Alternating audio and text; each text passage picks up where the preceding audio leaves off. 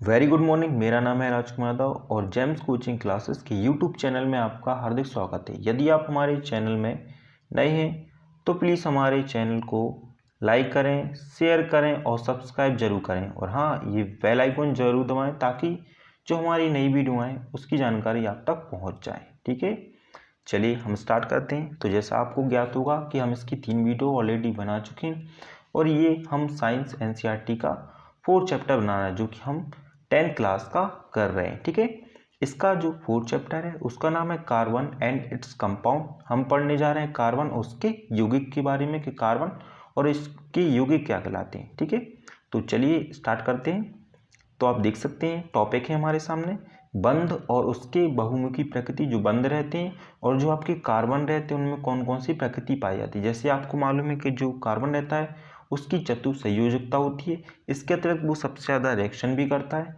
ठीक है, इसलिए क्या होता है कि जो कार्बन रहता है वो ज़्यादातर एलिमेंट में पाए जाते हैं। जैसे एग्जाम्पल ले सकते हैं हम कि जो CH4 है आपका, तो CH4 भी आपका कार्बन है। यहाँ पे अगर आप CH3 बना रहा तो ये भी कार्बन है। अगर आप एल्कोहल की बात करें तो वहाँ भी कार्बन का बहुत ज़्यादा उपयोग किया जाता है। मतलब ज़्यादातर जो आपकी रिएक्शन रहती है वो टोटली बेस्ड रहती है कार्बन के ऊपर। ठीक है, इसके अतिरिक्त हम संतृप्त और असंतृप्त कार्बन यौगिक पढ़ेंगे। अब जैसे आपकी श्रृंखला रहती है तो श्रृंखलाएं मेनली की बात करें तो आपकी जैसे की बात करें जंजीरों की फॉर्म में होती है, शाखा की फॉर्म में और छल्लों की फॉर्म में होती है। इस तरीके की रहती है। जंजीरें मतलब एक के बाद एक है, जैसे ये है, इसके बाद एक और है, ये है, ऐसा। तो इस तरीके की अगर आपको श्रृंखला दिख रही है तो वो आपकी जंजीरों की फॉर्म में हो गई। ठीक है, शाखाओं की फॉर्म की बात करें तो यहाँ से क्या होगा कि एक जैसे सी ये जुड़ा है और यहाँ पे एक और सी जुड़ जाए तो इस तरीके की कुछ जो शाखाएं रहेंगी, जो श्रृंखला रहेंगी उसे हम चलिए उसके अतिरिक्त आप देख सकते हैं कि सजातीय श्रेणियाँ क्या कहलाती हैं, उसके बारे में हम देखेंगे। सजातीय श्रेणियाँ फिर क्या कहलाती हैं हम पढ़ेंगे। कार्बन यौगिकों को हम नामकरण कैसे करते हैं, जैसे एक के लिए मैथ, ईथ, प्रो, ब्यूट, ऐसे पेंटेन, ऐसे बहुत सारे बोलते रहते हैं। ठीक है, अब इसके तहत हम कार्बन यौगिकों का रासायनिक गुण, उनके रासायनिक गुण, उनके भौतिक गुण क्या क्या होते हैं उसके बारे में पढ़ने जा रहे हैं। ठीक है, अब ये सारी चीज़ें क्लियर हो गई होंगी। अब इसके बाद अब जो फर्स्ट चीज़ है सबसे पहले हम ये देख लेते हैं कि कार्बन क्या कहलाता है। ठीक है, तो कार्बन क्या है, सबसे पहले एक नॉन मेटेलिक होता है। इसके अतिरिक्त जो इसका सिंबल होता है वो आपका C होता है। ठीक है, ये क्या होता है कि जो हमारी अर्थ रहती है इसके क्रस्ट में पाया जाता है। ठीक है, लगभग ये 0.02% पाया जाता है। इसके अतिरिक्त अगर हम वायुमंडल में बात करें जो कि कार्बन डाइऑक्साइड या फिर जो आपकी CO2 रहती है वो लगभग 0.03% उपस्थित रहती है। ठीक है, अगर हम बात करें सभी जीवों की या पौधों की बात करें तो उनके शरीर में कार्बन के यौगिक पाए जाते हैं। ठीक है, चलिए अब देख सकते हैं यहाँ पे कि कार्बन और उसकी संयोजी आवरण, कार्बन यह संयोजी आवरण, कार्बन की परमाणु संख्या कितनी 6 होती है। ठीक है, तो जो कार्बन की परमाणु संख्या रहती है वो 6 होती है। इसके अतिरिक्त अगर इसके हम वेट की बात करें तो इसका वेट 12 होता है। ठीक है ना, क्लियर हो गया होगा। अब देख सकते हैं इलेक्ट्रोड विन्यास की बात करें तो जैसे अगर इलेक्ट्रोड विन्यास की अगर हम जिक्र करते हैं तो आप देख सकते हैं कि जैसे कार्बन है तो सबसे पहले ये कार्बन का ये एटम्स है, ये इसका नाभिक है। तो इसकी जो फर्स्ट कक्षा रहेगी उसमें हम भरेंगे 2, एक एलिमेंट यहाँ फिल कर देंगे, एक यहाँ कर देंगे। अब इसकी जो नेक्स्ट कक्षा है उसमें हम 4 भर देंगे, 1 2 3 और 4। ठीक है, अब चूंकि इसके 4 और इलेक्ट्रॉन, इसको अपना ऑक्टेट कंप्लीट करने के लिए 4 इलेक्ट्रॉनों की आवश्यकता पड़ेगी तो ये क्या करेगा कि 4 इलेक्ट्रॉन दूसरे से ले लेगा। इस कारण से क्या होता है जो आपका कार्बन रहता है इसकी संयोजकता 4 होती है। आई बस क्लियर हो गया हुआ। ठीक है, इसकी जो संयोजकता रहती है वो 4 होती है क्योंकि इसको अपना ऑक्टेट कंप्लीट करने के लिए 4 इलेक्ट्रॉनों की आवश्यकता पड़ती है। ठीक है, क्लियर हो गया हुआ। चलिए अब हम देखते हैं कि how does a carbon get excellent gas configuration, मतलब जो कार्बन रहता है वो किस तरीके से जो उत्कृष्ट गैस रहता है उसका विन्यास प्राप्त कर सकता है। तो देख सकते हैं आप, तो जो कार्बन रहता है उसकी सबसे पहले तो एक चीज़ हम पहले बता चुके हैं कि इसकी जो संयोजकता रहती है वो चतुसंयोजकता होती है, मतलब ये 4 बॉन्ड बना सकता है। कार्बन जो कार्बन होता है क्या होता है C4+ धनायन होता है। ठीक है, और C4 ऋणायन भी हो सकता है, मतलब ये 4 इलेक्ट्रॉन या तो दे सकता है या फिर 4 इलेक्ट्रॉन दे सकता है। ठीक है। अगर ये इलेक्ट्रॉन खोएगा तो इसे अत्यधिक ऊर्जा की आवश्यकता पड़ेगी, ठीक है।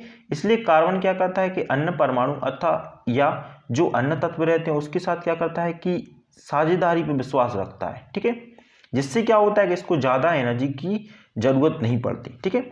अगर हम बात करें जैसे कि किसके साथ करता है, तो हाइड्रोजन हुआ आपका, ऑक्सीजन हुआ, नाइट्रोजन हुआ, क्लोरीन हुआ, ये H2 है। तो H2 क्या करता है, जैसे एक H है, चूंकि हमें पता है कि जो H रहता है उसका एक एटॉमिक नंबर 1 होता है, तो ये क्या करेगा कि एक एटम्स की इसकी जरूरत है, तो ये इसको मतलब ये क्या कर रहा है, एक दूसरे से शेयरिंग कर रही है। अगर कोई इलेक्ट्रॉन्स एक दूसरे के साथ शेयर हो रही है तो उसे हम कोवैलेंट बॉन्ड बोलते हैं, ठीक है। यहाँ पे आप देख सकते हैं O2 के फॉर्म में, तो O क्या होता है कि O जो रहता है वो O के साथ ही रिएक्शन करता है और एट द एंड क्या बना लेता है, तो आपका वो बना लेता है आपका O2 बना लेता है। सेम कंडीशन रहेगी। इसके पास physical property of associative compound, जो सहसंयोजी यौगिक रहते हैं उनके भौतिक गुण कौन कौन से होते हैं, चलिए देख लेते हैं। तो सबसे पहले जो सहसंयोजी यौगिक रहते हैं इनकी गलनांक और जो इनके क्वथनांक होते हैं वो काफी कम होते हैं। क्यों होता है, इसका मुख्य कारण ये है कि इनके बीच में जो अंतराणुक बल रहता है वो काफी कम होता है, ठीक है। अब जैसे कि अगर दूसरी बात करें तो ये विद्युत की क्या होती है, कुचालक होती है, मतलब इनमें से जो इलेक्ट्रिसिटी रहती है वो फ्लो नहीं होती है, ठीक है। क्योंकि इलेक्ट्रॉनों के बीच में कोई आवेशित कण ही नहीं पाया जाता है, ठीक है ना। जब आवेशित कण नहीं पाया जाएगा तो ये अपने अंदर से इलेक्ट्रिसिटी को प्रभावित नहीं करने देंगे, ठीक है। चलिए अब देखिए आप, जैसे कार्बन की सर्वतोमुखी मतलब क्या होता है, जो कार्बन रहता है आपको वो सभी जगह पाया जाता है। क्यों पाया जाता है, क्योंकि आसानी से किसी भी एलिमेंट के साथ बॉन्डिंग कर लेता है। क्यों कर लेता है, क्योंकि ये सिंगल बॉन्ड भी बना लेता है, सिंगल बॉन्ड भी बना लेता है, डबल भी बना सकता है और इसके अतिरिक्त ये ट्रिपल बॉन्ड भी बना सकता है। ये डिपेंड करता है कितने इलेक्ट्रॉनों की आवश्यकता है, कितने इलेक्ट्रॉन किसी को देखते हैं। सबसे पहले ये देखिए कि सिंकलन क्या कहलाता है। तो सिंकलन से हमारा तात्पर्य है कि जब कार्बन कार्बन के परमाणु रहते हैं अगर उसके बीच में सहसंयोजी आबंध लग रहा है, ठीक है, इससे क्या होगी, एक लंबी श्रृंखला बनेगी जो साकेत भी हो सकती है, बल्य संरचना भी हो सकती है या फिर वो उसका निर्माण करेगी, ठीक है। तो कार्बन के परमाणु क्या करेंगे, एक दूसरे के साथ एकल, द्विबंध या त्रिबंध के द्वारा जुड़ सकते हैं, जिसे हम श्रृंखलन गुण कहते हैं, ठीक है। अब उसके अतिरिक्त चतुसंयुगता, चतुसंयुगता से हमारा तात्पर्य है कि इसकी जो संयोजकता है वो कितनी 4 है, जिसके कारण क्या होता है कि कार्बन 4 अन्य कार्बन परमाणु के साथ एक सहसंयोजी परमाणु बनाता है। जैसे एग्जाम्पल की बात करें, जैसे कि यहाँ पे आप देख सकते हैं, जैसे कि हम बात करें C है, तो C सबसे पहले ये मालूम होना चाहिए कि जो C है आपके टोटल 4 इसके पास संयुक्ता है, तो ये क्या करेगा कि अलग 4H के साथ जुड़ जाएगा, ऐसे दिख रहा होगा आपको, ठीक है। जब ये 4H के साथ जुड़ जाएगा तो ये आपका कंपाउंड बना लेगा CH4। अब यहाँ पे देखिए जो आपका हाइड्रोकार्बन रहता है, पहली चीज हाइड्रोकार्बन आपका एक संतृप्त होता है और दूसरा होता है असंतृप्त, ठीक है।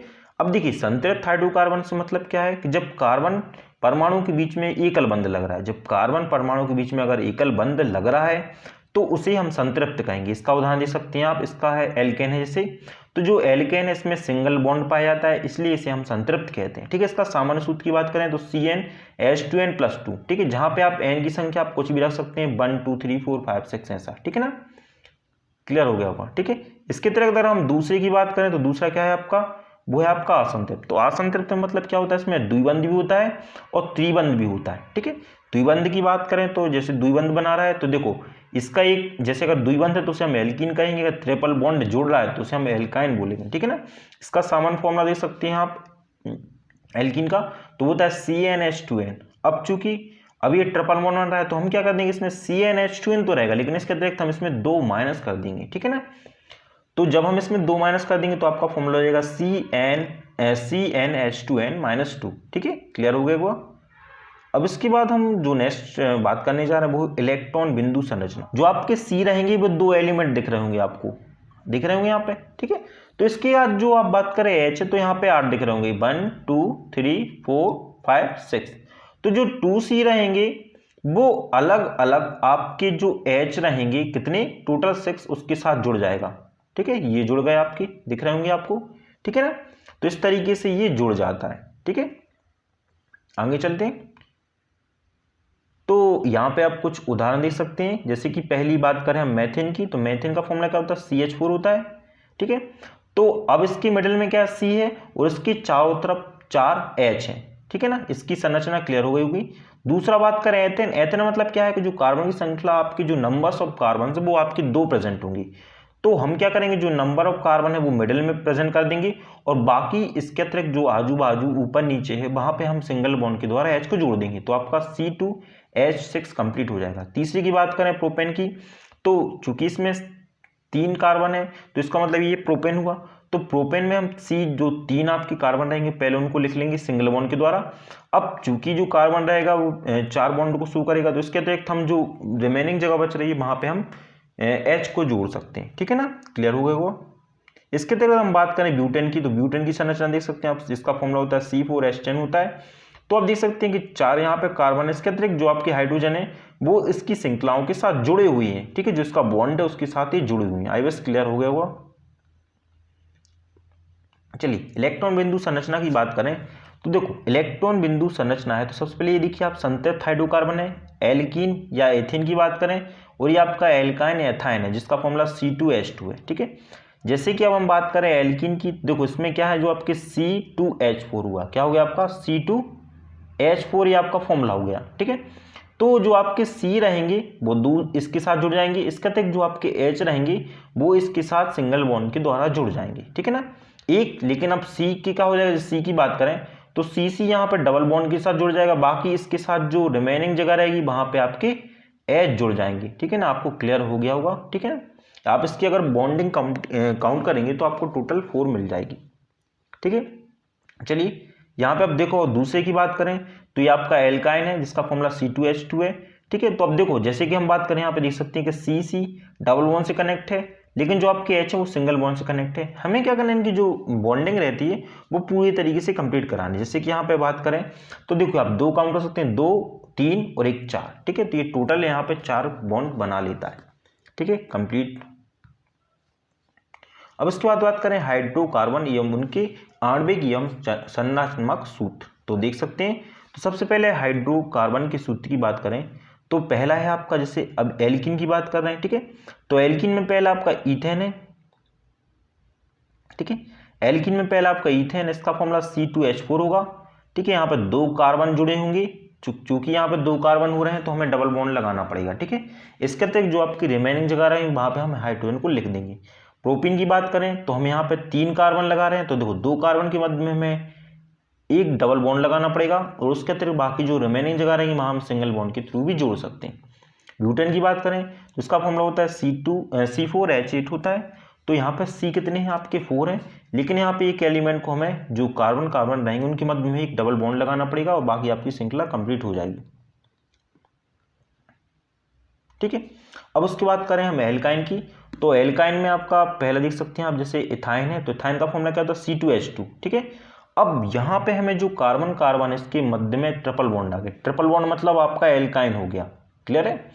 अब दूसरा देखिए प्रोपाइन, तो C3 है तो सबसे पहले CC के बीच में एक ट्रिपल बॉन्ड आएगा, बाकी जो रिमेनिंग जगह है वहां पे रिमेनिंग जगह में जो आपका C रहेगा पहले C कंप्लीट कर लेंगे, देन उसके बाद हम H को पुट कर देंगे, ठीक है। ब्यूटाइन की बात करें तो C4H6 है, ठीक है, एक आपका डबल ट्रिपल बॉन्ड आएगा, बाकी आपके सिंगल बॉन्ड के थ्रू जुड़ जाएंगे, ठीक है, क्लियर हो गया वो। अब संरचना के आधार पर हाइड्रोकार्बन, अगर हम संरचना के बेस पे करें कि जो आपके हाइड्रोकार्बन रहते हैं वो कितने प्रकार के होते हैं, तो आप देख सकते हैं सबसे पहले सीधी श्रृंखला। सीधी श्रृंखला से मतलब क्या है कि जो आपके कार्बन रहेंगे वो एक सीधी श्रृंखला में चलेंगे, जैसे कि यहाँ पर CC दिख रहे हैं आपको, सो ये एक सीधी श्रृंखला है। अगर हम प्रोपेन की बात करें, यहाँ पे आप उदाहरण दे सकते हैं आपका, जैसे प्रोपेन की बात करें तो प्रोपेन का एक सीधी श्रृंखला में 3 सीधे से C है और जो आपके H हैं वो इसके बॉन्डिंग के थ्रू जुड़े हुए हैं, ठीक है। अगर हम दूसरी बात करें शाखा, तो क्या होगा, इसमें एक शाखा अलग से लग जाएगी, ठीक है। एक सीधी जो आपकी सीधी श्रृंखला तो चल रही है, इसके अतिरिक्त क्या होगा कि जो आपकी शाखा रहेगी वो भी इसके साथ जुड़ जाएगी, ठीक है, क्लियर हो गया। यहाँ पे देख सकते हो उदाहरण जो कि आपका C5H12 का है, ठीक है, C5H12 का उदाहरण दे सकते हैं, इसमें सारी चीजें क्लियर हो रही हैं, ठीक है। अब तीसरी चीज है वलय। वलय मतलब क्या है, आपका एक प्रकार से रिंग के फॉर्म में पाया जाए, ठीक है। तो वलय की देख सकते हैं आप, तो ये देखो संतृप्त होता है, दूसरा होता है आपका असंतृप्त, ठीक है, एक संतृप्त है दूसरा आपका असंतृप्त है, ठीक है। तो चलिए देखते हैं अब आगे और देख सकते हैं आप, जैसे संतृप्त का मतलब क्या है कि सिंगल बॉन्ड उपयोग कर ले, लेकिन असंतृप्त आ जाएगा तो उसमें डबल बॉन्ड भी आपकी लगानी पड़ेगी, ठीक है, डबल और ट्रिपल, ठीक है। अब यहाँ पे देखिए आप हेक्सेन का उदाहरण दे सकते हैं C6H12, तो यहाँ पे सी क्या है कि यहाँ पे लिखे हुए हैं, उसके अतिरिक्त जो आपका एच रहेगा वो उसकी बॉन्डिंग को कंप्लीट कर रहा है, ठीक है। सेम यहाँ पे कंडीशन, तो जहाँ पे सी सी आएंगे वहाँ पे एक डबल बॉन्ड लगाना पड़ेगा और एक सिंगल बॉन्ड लगाना पड़ेगा। इससे क्या होगा कि जो आपकी बैलेंसी रहेगी कार्बन की वो कंप्लीट हो जाएगी। जिसका अब यहाँ पे बेंजीन देख सकते हैं C6H। पहला है आपका प्रतीकात्मक समूह, तो हाइड्रोकार्बन श्रृंखला, ये क्या होता है कि एक अधिक हाइड्रोकार्बन को इस प्रकार प्रतिस्थापित करते हैं कि कार्बन की संयोजकता संतुष्ट करती है। मतलब हम क्या करते हैं कि हाइड्रोजन को इस तरीके से लिखेंगे जिससे क्या हो जाए, जो आपका कार्बन रहेगा उसकी संयोजकता कंप्लीट हो जाए। अब विषम परमाणु विभिन्न परमाणुओं के समूह को जो यौगिक को अभिक्रियाशील या विशिष्ट गुण प्रदान करता है उसे हम प्रक्रियात्मक समूह कहते हैं, ठीक है। दूसरी की बात करें तो हमारा सजातीय श्रेणी, तो देखो अगर हम बात करें जैसे कि हम बात करें CH3OH, C2H5, C3H7 और C4H9 करके दिखा दे। जैसे कि ये बात करें C है तो इसके लिए आने आएगा मैथ, 2 लग रहे हैं, ईथ आ जाएगा, ठीक है ना। मैथ प्रोप आ जाएगा 3 के लिए, तो उसके बाद 4 के लिए आने ब्यूट आ जाएगा। इस तरीके से आपके जितनी ज़्यादा कार्बन रहेंगे उसके नाम भी चेंजेस होते जाएंगे, ठीक है। यहाँ पे आप कुछ देख सकते हैं, जैसे आप हेलोजन की बात करें, यहाँ पे एक उदाहरण दिया है हेलोजन का। तो देखिए आप देखो ये क्या करेंगे कि सबसे पहले हम देखेंगे कि यहाँ पे जो आपका कंपाउंड लगा है वो कौन सा लगा, तो यहाँ पे देखिए Cl लगा है, ठीक है।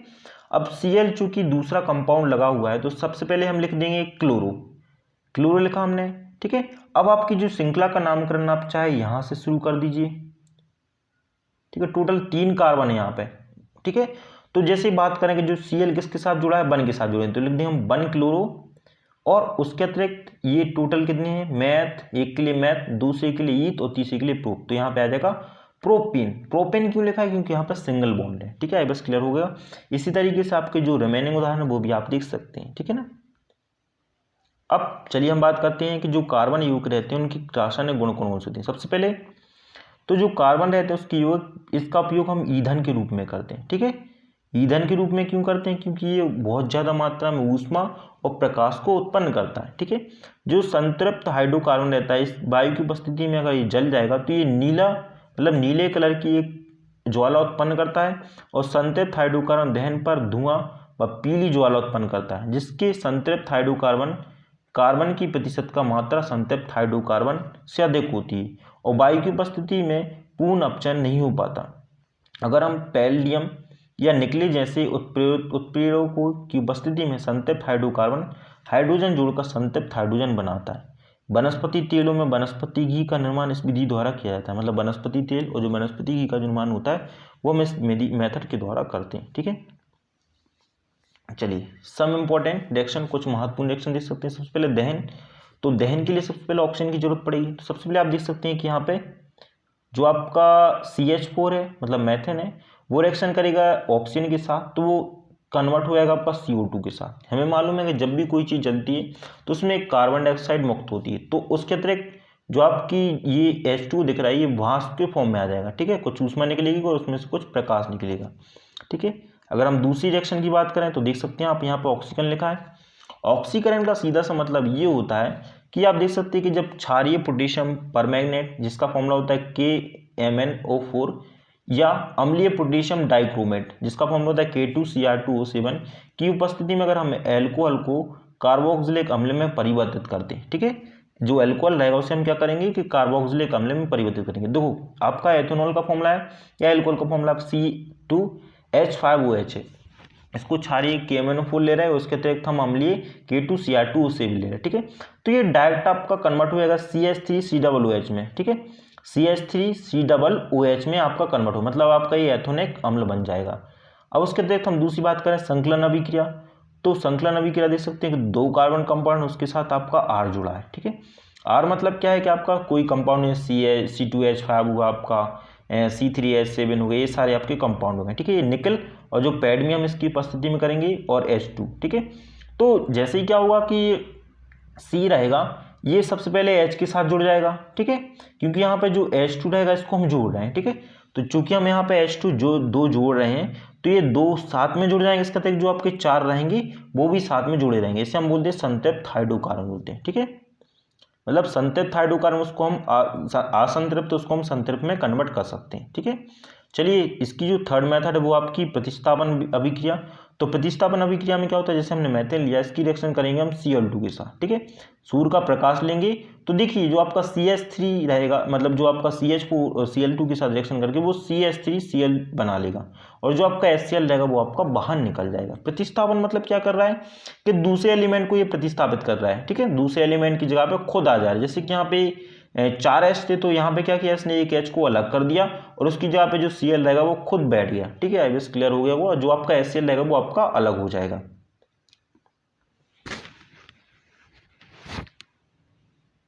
चलिए अब उसके बाद हम बात करते हैं कि कुछ महत्वपूर्ण कार्बन युक्त एथेनॉल और एथेनोइक अम्ल के भौतिक गुणधर्म। तो सबसे पहले देखिए कि रंगीन रहते हैं और जलने पर स्वाद करते हैं, ठीक है, जल में घुलनशील होते हैं, और ये भाष्पशील द्रव है जिनका क्वथनांक लगभग 351 केल्विन होता है, और इसके अतिरिक्त ये उदासीन प्रकृति के होते हैं, ठीक है, ना ही इनमें धन होता है ना ही इनमें ऋण होता है, ठीक है, मतलब दोनों चीजें समान मात्रा में पाई जाती हैं। बात करते हैं हमारे रासायनिक गुणों के बारे में, तो सोडियम के साथ अभिक्रिया, जो आपका सोडियम रहेगा वो आपका C2H5OH के साथ क्रिया करेगा तो वो आपका सोडियम एथॉक्साइड बनाएगा, और जो आपका जल रहेगा, जो H2 रहेगा वो बाहर निकल जाएगा, ठीक है।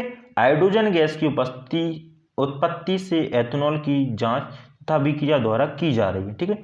अब दूसरा है निर्जलीकरण। निर्जलीकरण मतलब हमें जल को बाहर निकालना है। निर्जलीकरण से सीधा से एक तात्पर्य हमारा है कि हमें जल को बाहर निकालना। तो जब C2H5OH की रिएक्शन करेंगे किसके, सल्फ्यूरिक अम्ल की उपस्थिति में, यहाँ पे आप सल्फ्यूरिक अम्ल देख सकते हैं, तो सल्फ्यूरिक अम्ल क्या कर देगा, इसको C2H4 में कन्वर्ट कर देगा, ठीक है, लिख सकते देख सकते हैं संरचना सूत्र में, ईथेन बोल जैसे, और जो आपका जल रहेगा उसे बाहर निकाल देगा, ठीक है, इसे हम निर्जलीकरण कहते हैं, मतलब जल को बाहर निकालना, ठीक है। कहते हैं एथेनोइक अम्ल या एसिटिक अम्ल की भौतिक गुणधर्म। सबसे पहले जो आपका रंगीन होता है, ठीक है, कैसा होता है, रंगीन होता है, स्वाद में खट्टा होता है और सिरके जैसी गंध होती है इसकी, ठीक है, इसका क्वथनांक लगभग 300। जो अशुद्ध एथेनोइक होता है, अम्ल होता है, उसे अगर हम थोड़ा ठंडा कर देंगे तो ये बर्फ में जम जाएगा, ठीक है, जिसे हम ग्लेशियर एसिटिक अम्ल कहते हैं, ठीक है।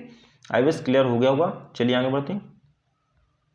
चलिए अब इसके हम रासायनिक गुण देख लेते हैं। तो रासायनिक गुण में पहले देखते हैं आपका एस्टरीकरण कर रहे हैं, मतलब हम इसे ईस्टर में कन्वर्ट कर रहे हैं। ईस्टरीकरण का सीधा सा मतलब होता है कि जो आपका कार्बोक्सिलिक एथेनोइक अम्ल रहेगा उसे हम कन्वर्ट कर देंगे सीधे किसमें, एस्टर में कन्वर्ट करेंगे, ठीक है। एक साइड एथेनोइक ले रहा है, दूसरी साइड हम एथेनॉल ले रहे हैं, ठीक है। जब एथेनोइक एथेनॉल के साथ रिएक्शन करेगा तो वो कन्वर्ट हो जाएगा आपका ईस्टर में, ठीक है। ईस्टर का फॉर्मूला देख सकते हैं हम, CH3CO CH2 CH3, और जो आपका C के साथ और डबल बॉन्ड के साथ आपका O जोड़े रहेगा, ठीक है। अब मीठे फलों जैसी इसकी गंध होती है, ये ईस्टर का निर्माण करता है, ठीक है। साबुनीकरण क्या कहलाता है, तो जब आपका क्या होता है कि इस विधि से हम क्या करते हैं, जो साबुन रहता है उसको तैयार करते हैं, ठीक है। ये आपका ईस्टर दिख रहा होगा, ईस्टर की रिएक्शन करेंगे हम सोडियम हाइड्रोक्साइड के साथ, ठीक है। जब ये सोडियम हाइड्रोक्साइड के साथ रिएक्शन करेगा तो आपका CH3COONA बना देगा, ठीक है, और जो आपका C2H5OH रहेगा वो आपका बाहर निकल जाएगा, ठीक है। अब दूसरी चीज, छाछ अभिक्रिया कैसे करेगा, जिसे हम साबुनीकरण कहते हैं, ठीक है। तो जो आपका सोडियम हाइड्रोक्साइड रहेगा उसको हम रिएक्शन करा देंगे CH3COOH से, ठीक है। तो जब ये इससे रिएक्शन करेगा तो आपका CH3COONA बना देगा, जो आपका हाइड्रोजन उसे बाहर निकाल देगा, ठीक है, जिसे हम सोडियम एसिटेट बोलते हैं। जा रहे हैं साबुन और अपमार्जक या सॉप या डिटर्जेंट क्या कहलाते हैं। तो सबसे पहले जो आपका साबुन रहता है ये लंबी श्रृंखला वाले होते हैं, कार्बोक्सिलिक अम्लों के, ये सोडियम और पोटेशियम लवण होते हैं। इसका उदाहरण देख सकते हैं जैसे C17H35COONA, ठीक है। अब साबुन केवल मृदु जल में सफाई देता है, ठीक है, जबकि जो अपमार्जक रहता है आपका वो लंबी श्रृंखला वाले कार्बोक्सिलिक अम्लों पर सल्फोनीकरण लवण होते हैं, मतलब सल्फोन के लवण होते हैं, ठीक है। इसके अतिरिक्त जो आपके अपमार्जक रहते हैं ये कठोर या मृदु जल, मतलब दोनों प्रकार के, चाहे आप खारी पानी की बात करें या शुद्ध पानी की बात करें, तो दोनों में ये झाग देते हैं। जो आपका साबुन रहता है वो जल की उपस्थिति में क्या करता है, कैल्शियम रहता है, जो कैल्शियम की लवण के साथ अभिक्रिया करके क्या बनाता है, आपका अघुलनशील पदार्थ बनाता है, ठीक है। अपमार्जक का उपयोग करके कठोर जल उपस्थिति में मैग्नीशियम तथा कैल्शियम आयनों के साथ अघुलनशील इसकी बनाता है, ठीक है ना। चलिए आगे बढ़ते हैं। चलिए साबुन अणु में, तो साबुन अणु की बात करें तो सबसे पहले क्या होता है, जो आपका जल रागी शिरा आयनिक भाग है और जल विरागी शिरा लंबी हाइड्रोकार्बन श्रृंखला है, जैसे कि आप देख सकते हैं यहाँ पे लंबी जल विरागी शिरा है, ठीक है। अब साबुन अणु की संरचना देखते हैं। साबुन अणु की सफाई अब क्रिया कैसे होती है, सफाई, ठीक है। तो जो मैल रहता है वो तेलीय होते हैं, ठीक है। तो जब ये तेल लेते हैं तो क्या होता है, जो जल विरागी सिरा रहता है वो तेल में घुल जाता है, ठीक है। अब जल रागी जो सिरे के चारों तरफ क्या हो जाते हैं, जो आपके पानी रहता है वो घिर जाता है, ठीक है। इससे क्या होती है कि एक संरचना का निर्माण होता है, जैसे आप यहाँ पे देख सकते हैं, ये जल की बूंद है, मतलब तेल की बूंद, इसके चारों तरफ क्या होगा, जो आपकी Na+ के जो एलिमेंट वो सारे इसके तरफ आ गए, ठीक है। साबुन का मिसल मैल को पानी में घुलाने के बाद बनता है और इससे कपड़े साफ हो जाते हैं, ठीक है, जिससे कपड़े आपके साफ हो जाते हैं। चलिए अब हम कुछ महत्वपूर्ण क्वेश्चन को डिस्कस कर लेते हैं। पहला क्वेश्चन है दिया है यहाँ पे कि मीथेन में बंद कोण का मान, तो मीथेन में बंद कोण का मान 109 डिग्री और 28 मिनट होता है। CH5H10 जो हाइड्रोकार्बन है उसे हम पेंटेन कहते हैं, और जो आपका फ्रीऑन 11 रहता है इसका अणुसूत्र CFCl3 होता है, मतलब CFCl3 होता है, ठीक है ना। अब यहाँ पे देख सकते हैं कि प्राकृतिक रबड़ किसका अभावलक है, तो आपका ये आइसोप्रीन का है, ठीक है ना। चलिए आगे देखते हैं। इसके बाद हमारा जो 5th क्वेश्चन वो देख सकते हैं कि कार्बन का कौन सा अपूर्व विद्युत का सुचालक होता है। तो मालूम है जो ग्रेफाइट रहता है या जो हमारी पेंसिल की टिप रहती है वो क्या होता है कि जो आपके विद्युत रहता है उसकी वो सुचालक होते हैं, ठीक है। जो आपकी प्राकृतिक रबड़ की जो गुणवत्ता रहती है और जो तनय सामर्थ्य बढ़ाने के लिए इसे हम क्या करते हैं, इसका सल्फर के साथ गर्म करते हैं। इस क्रिया को हम क्या कहते हैं, बलकनीकरण कहते हैं, ठीक है ना। यदि कार्बन परमाणु की संख्या 3 है तो पूर्ण लग्न होगा, वो प्रोप होगा। मैथ, एथ, प्रो, ब्यूट, पेंट, हेक्स ऐसे सारे आपके एलिमेंट रहते हैं, ठीक है ना। क्लियर होगा कि जिससे कि हम बात करें तो जो आपकी नंबरिंग स्टार्ट करेंगे वो हम करेंगे डबल बॉन्ड से, ठीक है। जब हम नंबरिंग डबल बॉन्ड की तरफ से करेंगे तो देखिए 1 2 3, तो जो आपका Cl है वो 3 नंबर पे तो आएगा आपका 3 क्लोरो। अब चूंकि यहाँ पे 1 आ जाएगा आपका प्रोपेन में, ठीक है, क्योंकि जो आपका सिंगल डबल बॉन्ड है वो आपकी पहले नंबर से जुड़ा है इसलिए आ जाएगा 1 प्रोपेन, ठीक है। अतः इसका हो जाएगा 3 क्लोरो 1 प्रोपेन, ठीक है। चलिए आगे बढ़ते हैं। दूसरा क्वेश्चन देख सकते हैं आपके एल्केन, एल्कीन, एल्काइन श्रेणी का सामान्य सूत्र, सबके सूत्र बताने। तो पहला हमने बताया था CnH2n+2 होता है, दूसरे में जो आपका +2 रहता है वो अलग हो जाता है, मतलब CnH2n हो जाता है, और तीसरे में क्या होता है कि 2 माइनस हो जाता है, मतलब CnH2n-2 हो जाता है, ठीक है। लास्ट क्वेश्चन देख सकते हैं, हाइड्रोकार्बन में कौन से 2 तत्वों से निर्मित होते हैं। तो कार्बन और हाइड्रोजन, जो कार्बन और हाइड्रोजन रहते हैं उसे संयुक्त रूप से हम हाइड्रोकार्बन कहते हैं। डेफिनेशन आएगी तो आप उसे आसानी से बता देंगे कि ये कार्बन और हाइड्रोजन से मिलकर बने होते हैं। आई बेस सारी चीज़ें क्लियर हो गई होंगी, ठीक है। इसी के साथ ये हमारा वीडियो लेक्चर फिनिश होता है। बस आपको सारी चीज़ें क्लियर हो गई होंगी। अगर आप हमारे यूट्यूब चैनल पर नए हैं तो प्लीज़ हमारे यूट्यूब चैनल को लाइक करें, शेयर करें और जो बेल आइकॉन है उसे प्लीज़ प्रेस कर दीजिएगा, ठीक है। Thank you for watching my video.